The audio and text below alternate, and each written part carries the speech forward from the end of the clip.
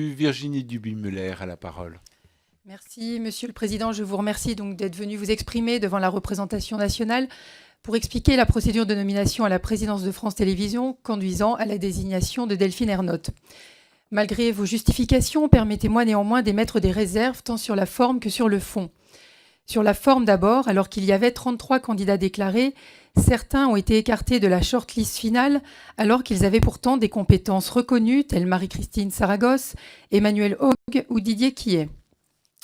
Leur mise à l'écart sans audition jette l'opprobre sur votre institution, nourrissant les reproches d'opacité dans la procédure. Par ailleurs, certains membres du CSA disent avoir été pris de court le jour de la séance avec le choix de votre méthode allant à l'encontre de la collégialité que vous avez évoquée aujourd'hui.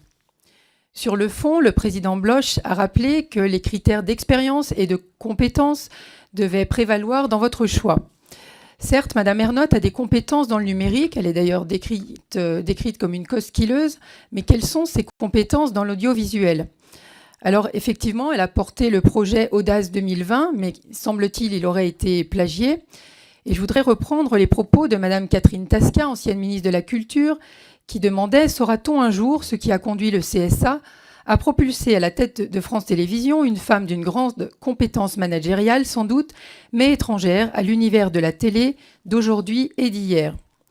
Dans quelle mesure, finalement, ces soutiens, ces réseaux de Madame Ernotte ont-elles pesé, ou peut-être son genre ? Il semble loin, finalement, moi, président de la République, je n'aurai pas la prétention de nommer les directeurs de chaînes de télévision publiques, je laisserai ça à des instances indépendantes. Cette nomination, finalement, est la preuve d'une certaine porosité. Le syndicat national des personnels de la communication et de l'audiovisuel à France Télévisions doit saisir la justice, considérant cette désignation comme entachée d'irrégularité. Confirmez-vous cette information ?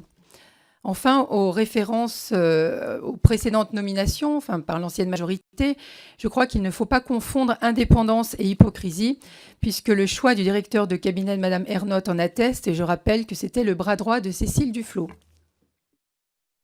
Merci Virginie Duby-Muller.